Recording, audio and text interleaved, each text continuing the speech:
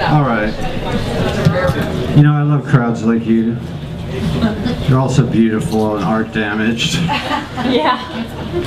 Anyway, so basically what I did was I saved my spam emails that I got for 3 years and turned off all my spam filters and just let it roll in. And I put it all in one very large document, and eventually I got around to reading it.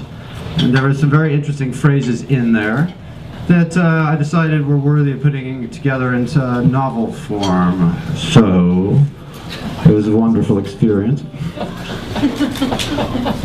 Let's do what we can here.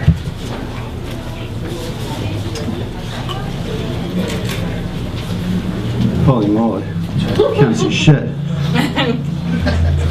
The new weekday dashed against the horizon as the sun rose, recovering the contours obliterated by night. The morning light rioted across the lawns as the sky fumed over their superficial rescue, the cooperating landscape summarizing the lenient ritual like a pretend creature. Useless. Thank you. The sunlight was one of God's successful experiments, guttering its interdependence against the hierarchy of a practicable geography. Soon the twee gardens beyond the country doors of the saccharine dwellings would give in to the green urgings and explode like a flowering verb, dancing in the wind like a supplementary anecdote. The alphabetic schedule of the day had begun, kick-starting a sure adventure behind the morning's outrage. Mr. Brakewind glided past a deserted supermarket, half listening to the gentle musical as a fibrous intern of beggary argued with his cart of jetsam. Does this sound... sounds like shit. Sounds muffled. Sounds muffled. Sounds good. Sounds good. You just can't hear it. A little bit more treble. Anyway, Mr. Brakewind's day had commenced auspiciously enough with a phone call to this Dominique Crushing-Bore. He had been expecting yet another vocalic silicon disappointment, but the telephone had lusted before him, and a time had been set at once to share a religious mug of vintage juice at the Chattanooga Code Break. He headed towards the prevalent coordinates, fingering the blue pill of Viagra and compiling his cozy plan.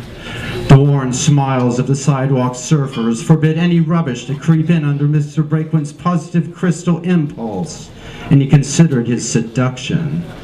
In the distance, his pornographic objective posed unseen. Among the reasoning buildings, the architecture's stationary average inspiring a trusting wealth.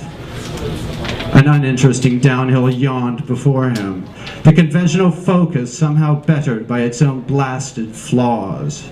It seemed impossible to Mr. Brakewind that the entire cityscape was ignorant of his mission and his concealed anatomy.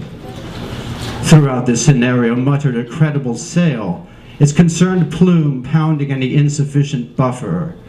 As he crossed the street, fiddling across another dirty layer of Hilltown eye, Mr. Brakewind felt his disregard for his wife railroading through the deserted avenues. The advice that Billy Lucid had given him at the party resonated in his mind, like the caring soundtrack of a relaxed nobleman. After all, this Dominique Crushing-Bore was just a pretty face, whereas his wife held the key to a potential million gold teeth.